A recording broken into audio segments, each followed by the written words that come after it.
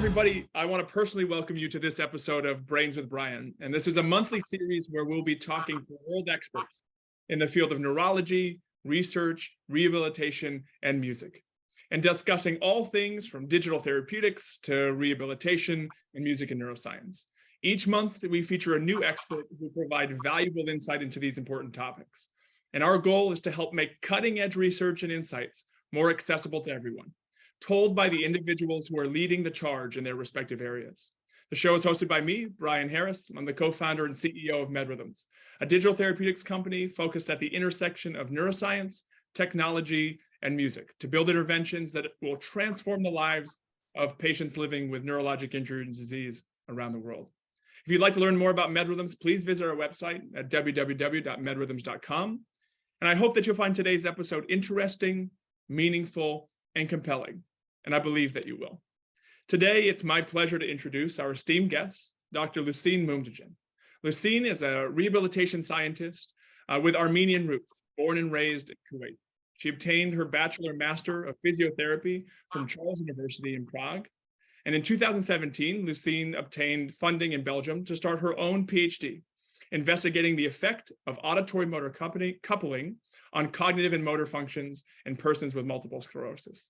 Today, Lousin continues her fundamental and translational research lines as a scientific research fund postdoctoral researcher in Belgium, extending investigations towards the progressive multiple sclerosis and cerebellar impairments. Internationally, she serves as the co-chair of the Special Interest Group of Mobility for the European Rehabilitation in Multiple Sclerosis Network. She also serves on the MedRhythms Scientific Advisory Board in MS, and we're honored to have her in that capacity as well. So welcome, Lousin. It's wonderful and an honor to have you here.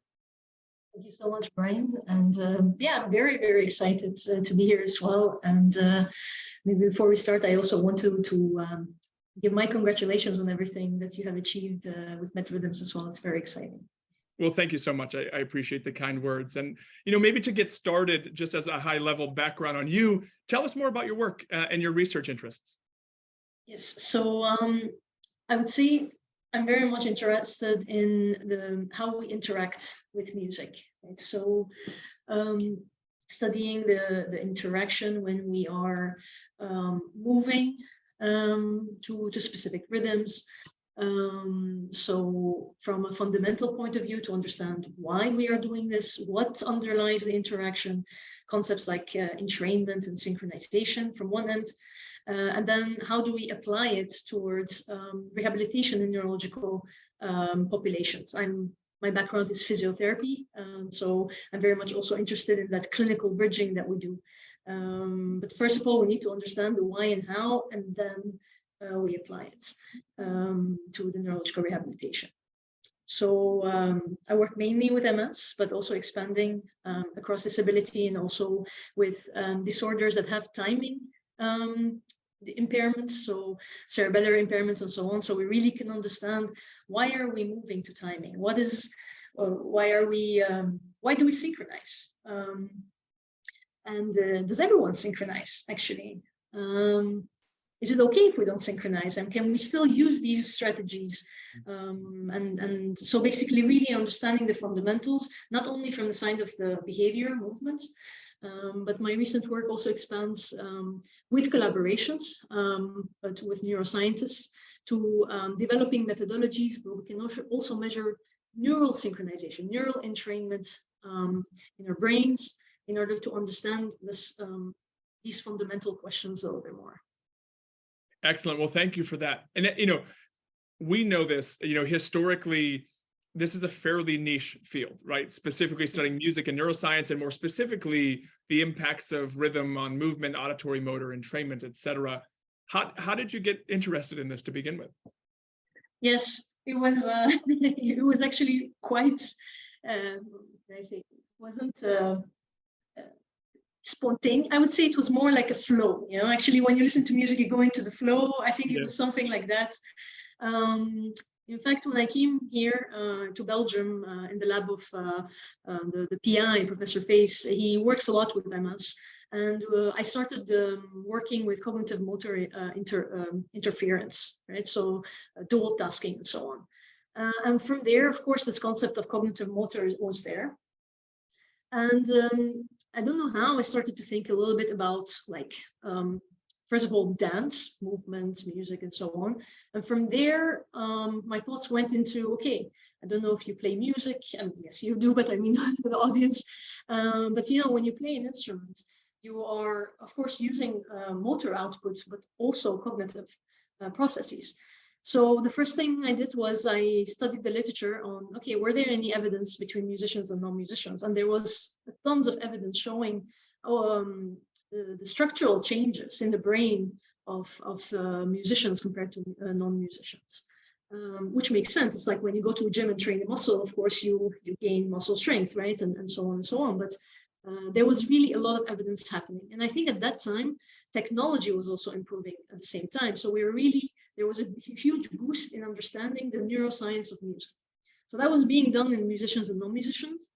And then we're like, what about neurological rehabilitation? And we conducted actually a first review in 2017, where we saw that there was an immense use of music interventions in different neurological populations. Now, they were of course more used in Parkinson's and stroke, that's true.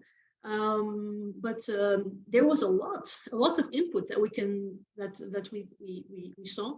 So we subgrouped them, and then from there I started, okay, let's go from one's perspective. Let's look into this rhythmicity, movement to the rhythmicity, and from there, going away from the stimulus response, which is of course very useful, but towards understanding this interaction.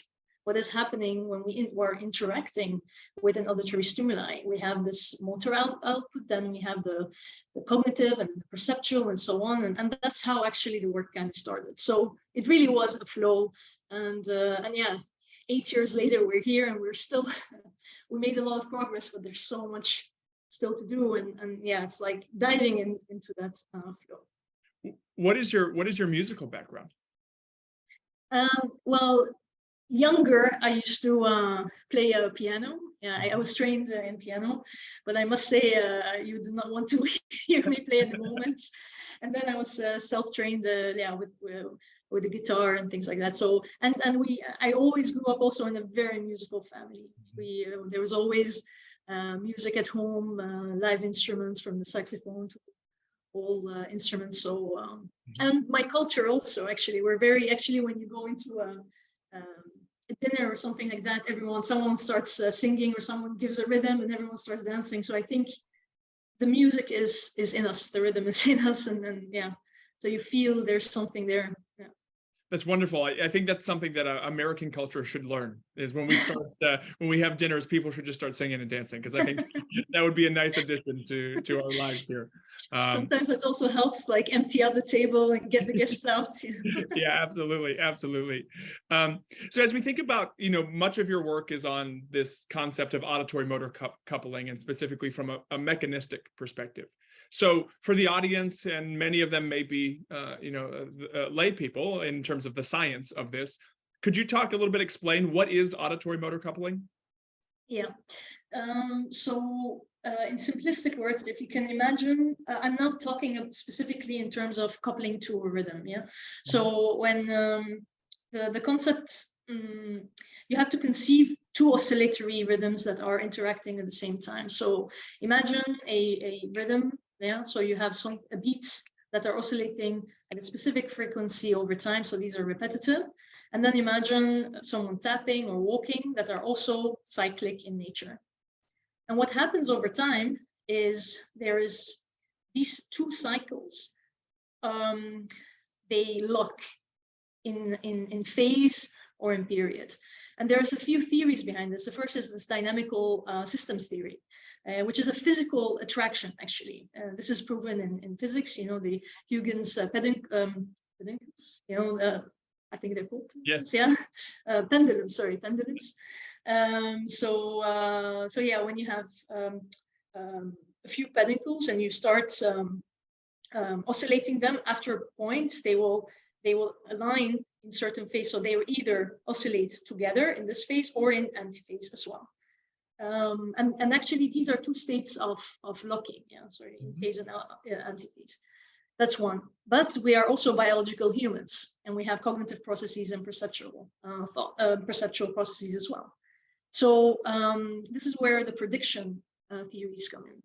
And what we talk about is that imagine that there's this timing component that's coming from a rhythm, and you are walking to it. What you're doing is, in fact, you are extracting let's say the timing component, you make a map of these where these beats are in time, and your goal is to minimize the error between the time and your feet. So this is called the prediction error minimization, and this is what we try to do, and over time we synchronize. So there are theories that play along with this, but bottom line is the idea of the auditory motor coupling is that we are trying to align to oscillatory rhythms. And given that we are, again, we are complex beings, we also have certain pathways in our brain that extract these timing informations, encode them, and then bring up that motor output. So we're using our cerebellar thalamocortical pathways and the basal ganglionic pathways in order to bring up this interaction. And from your perspective in the research that you've done, when auditory motor coupling happens, is there an impact on walking? Does it make a difference? How does that sort of play out in somebody's function? Yes. So one way to measure the output of the auditory motor coupling is someone synchronizing or not. Mm-hmm. And that's actually what we have done also with persons with MS. Mm-hmm. But before I go to that, I want to talk about maybe studies on sports performances as well. So we see that in those who are synchronizing and they perform an activity, they are able also to perform this activity with less fatigue. Mm-hmm. Then the performance continues, and this is also what we see in our patients. So we had this I did actually within my PhD thesis, where we investigated synchronizing to different tempi and asking persons to walk to these tempi, and we saw that actually synchronization was possible. And as a result of this synchronization, persons were able to change their walking pattern and their cadence to match the tempi. And at the same time, the perception of their fatigue decreased as well, both in terms of cognitive and physical. Cognitive more, because physical, there is a physical effort that is, of course, happening when walking to music as compared to walking to metronomes. So there's also a difference in stimuli. Metronomes can be used. We found actually metronomes were used for different benefits. Music was used for different benefits. So we start to really build ingredients, let's say, of when to use and why. It's like a tablet where you can start giving people, but individualize, of course. Yeah, it's very interesting. You brought up a lot of topics actually in that answer. I want to start actually because we're going to dive in, I think, a little bit more to how this can be applied in rehabilitation across the spectrum, and specifically in MS. But even as we think about the last thing you mentioned, which is differences between music and rhythm, do you know, or do you have hypotheses about why those differences in synchronizations might exist between those different inputs that are from a surface level very similar, but also, obviously we know listening to a metronome is very different than listening to music. So why might those two stimuli have different impacts on walking or auditory motor coupling? Yeah, indeed. So maybe the first is, because when we talk about the stimuli and the impact, we have to talk about like impact on what. So the first impact is on walking and gait. Actually, what we showed was that when you couple to music, it's not as harsh as coupling to metronomes, in the sense, especially if you are someone with some walking impairments. If you are walking to metronomes and you miss a beat, and you hear it immediately, and you immediately know that you have missed a beat, and therefore you have to immediately realign and resynchronize and so on. And this actually, we see it shown also in the movement. So it becomes very harsh, very rigid. While we saw that when walking to music, the gait, the walking was, can I say, more natural, so more at ease. So we saw this actually during the synchronization. We also saw that walking to music was the synchronization ability was sustained for longer. And this we can also explain by the cognitive fatigue that metronomes could elicit. I mean, when you want to train for something, you want to train 8, 12, 20 minutes, listening to metronomes, I mean, is not pleasant as well. And it's not only pleasant, it's really cognitively, it's a cognitive fatiguing. I don't want to say load because there's always a load, but that also occurs. And finally, I think we shouldn't also underestimate the impact of the reward systems that may be activated also when we listen to music. So these are the dopaminergic mesolimbic systems that are rewarding. They create these rewarding pathways. So this could be also a reason why music is also more motivating and therefore more sustainable to keep synchronization. So there's this nice loop happening. And finally, there's this concept called musical agency. It's when you are really in control, and thereafter, maybe, I don't want to say flow, maybe musicologists will not like it, but the musical agency is like the feeling of control. When you are really synchronizing, you really feel you are on top of the beat, and this gives you as well a flow of the movement. And I think you can do that, of course, with the metronomes, but I think with the music, given the richness of the stimuli around you, that could be boosted a little bit more. Yeah, it's interesting because even when you break those two things up, metronome versus, and I haven't actually heard it described sort of in that rigidity analogy of, the metronome is very rigid, therefore there seems to be a correlation to rigidity of movement or correction when not in synchrony. But also we know, right, that the brain functionally responds better to higher salience of information that comes in, and music has emotion, but also music is certainly activating other pathways in the brain that a metronome alone would not do. So that just that sensory input is likely to yield a greater response. I'm curious, have you ever studied, you look at metronome versus music, have you looked at music versus music that somebody knows? Have you ever sort of crossed that bridge of, random music versus, call it random music versus familiar or preferred music? Does that have an impact? I would definitely say yes.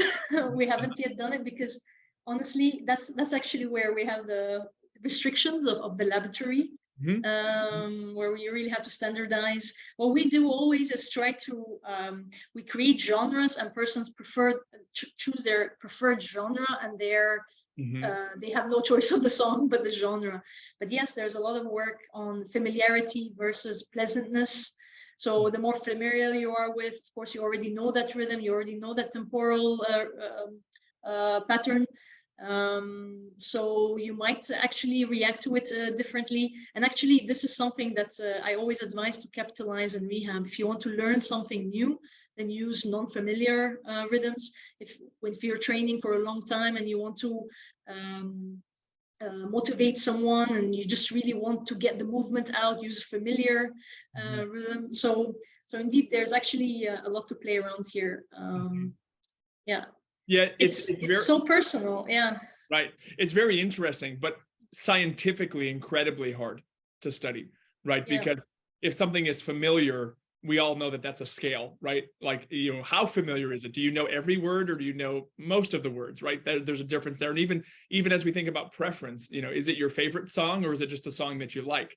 And those two things are very and what does it mean to be pleasant? Because sometimes a sad song is pleasant, it's beautiful. So indeed it's very, very subjective. Correct. And Yeah, it's interesting. So as you think about maybe specifically talking about persons with MS and the research that you've done around this, what sort of, you've mentioned the fatigue aspect. What other, sort of functional outcomes have you seen in response to, auditory motor coupling? Actually, the studies that I have done, it was mainly case controls, sorry, like non-interventions. Yep. And therefore, we haven't yet looked into like a pre-post effect with a lot of functional outcomes. It was mainly on the perception of fatigue and also the changes that are occurring in the gaits and the variability of persons.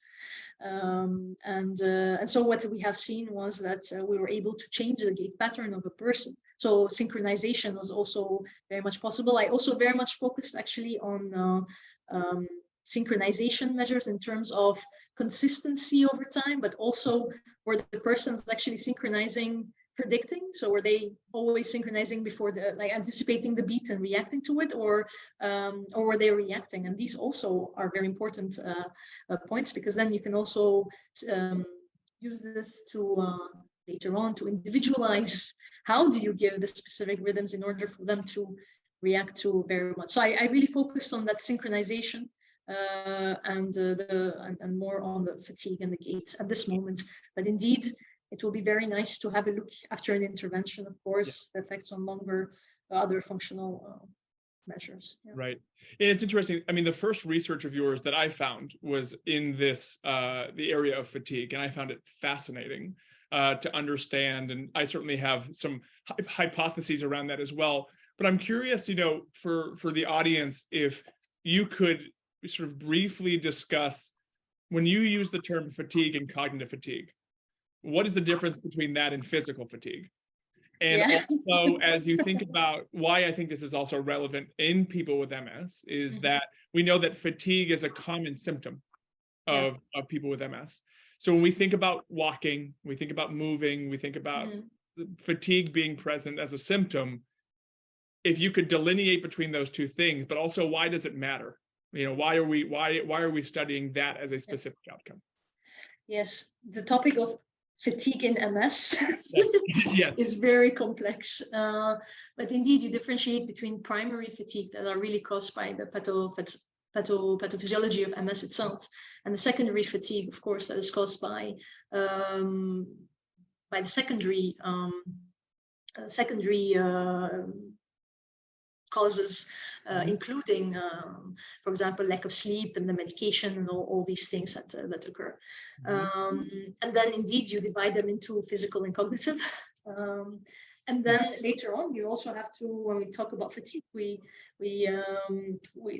now the literature talks about state and trait fatigue.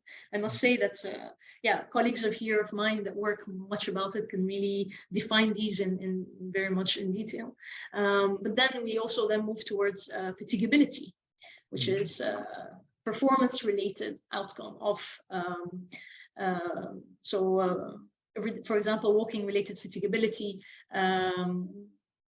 Giving an example, when you're walking in the 6-minute walking test, you see a reduction of distance that is occurring due to the performance, and that is thought to be due to the reduction of the neural drive that is occurring. So, but still debatable if it's a central cause or peripheral cause as well. So indeed, it's quite complex.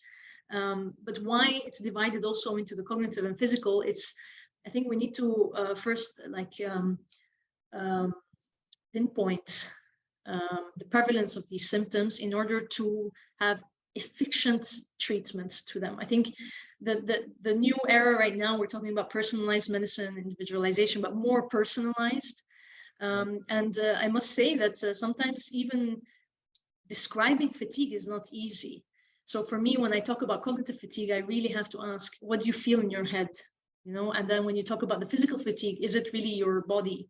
And then to distinguish fatigability, you have objective, of course, measures, but is it really your leg that is not able to move anymore? And therefore, you know, so it's really it's a very complex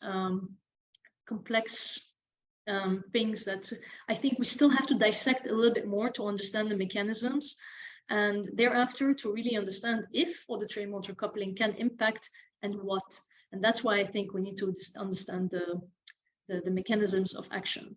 Yeah, it's so fascinating and relevant here, because as you think about even walking outcomes. And we're talking so much about this. I mean, this is what MedRhythms focuses on every day. We focus on the intervention side, right? So you're doing the mechanistic research. Yes, we're trying to take that research, put it into practice to treat patients.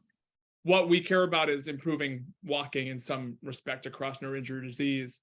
And we know that cognitive fatigue and physical fatigue, one or they're both, the combination of both, can have an impact on walking function. So cognitive fatigue alone, physical fatigue alone, and then the combination of both could have an impact on walking. And what the sort of research even shows, I think that's interesting to make some correlations here to treatment, which is when you do auditory motor coupling and sort of for longer periods of time, we call it rhythmic auditory stimulation as an intervention, it can improve walking outcomes. So like the biomechanics that we talked about, which may have an impact on physical fatigue, but also if we know that the auditory motor coupling is also impacting cognitive fatigue, there could be this really incredible synergistic thing that's happening in our patients to allow them to improve outcomes. That actually, indeed, that's really the goal. And within the MS research world, in other interventions, we don't talk about rhythmic auditory stimulation and so on. A lot of scientists that are working on exercise and so they are actually using these kind of thoughts, but not doing this intervention with auditory motor coupling, but using, let's say, the traditional methods. I call it traditional, but please don't. I mean, you know what I mean. Right. Because this is the rhythmic auditory stimulation is not, let's say, I mean, you know what I mean by my sense of traditional, the classical. So with the exercise and so on, they try to actually go with this thought, okay, let's try to improve aerobic capacity, and via this aerobic capacity, can we go towards fatigue or cognitive functioning and so on. So there are some studies on that, and it will be really, really nice to put in the auditory motor coupling, the rhythmic auditory stimulation as an intervention to that, because not everyone can also do the exercise. Not everyone can also do it. And it's similar also to the auditory motor coupling, but not everyone can benefit. And therefore, we really need to make sure that we have enough books on the shelf to give to patients. And so I would be excited to see that happen. Right. How can we, as healthcare in general, provide the right intervention for the right patient at the right time? Right. And that's, this is starting to get, we talk about personalized medicine, but these questions matter, right? These diseases that we're addressing, whether it be MS or stroke or Parkinson's disease, are complex diseases, right? And they really have a network impact on patients, right? So brain network, but that presents itself across many different presentations. So how can we best address each aspect of that for the patients that need it, I think is really important. It's exciting. We're at an exciting time in the history. Exactly. It's really an exciting time to be scientists working on these things right now. It's really, we have the technology growing, we have the team, the multidisciplinarity is there, it's, I think it's the moment. I agree. Well, it's interesting. I mean, guys, I think that's actually a really good segue to my next question, which is, I would say, what are you most excited about in research right now? And number two, where do you think the biggest area of need in research is in this area right now? Yes.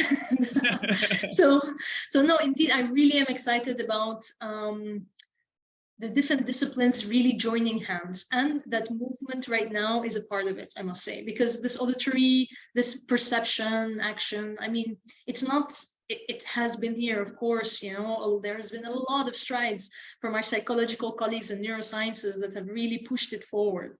So we cannot underpin, I mean, these are really great work, but now movement is coming in. As physiotherapists, we were thinking, okay, the brain and the body and this interaction that is happening. So I'm really excited about that. I'm excited about our acceptance also of working with engineers and this gap, because it's also a different language that we speak, but we have to understand each other. Right.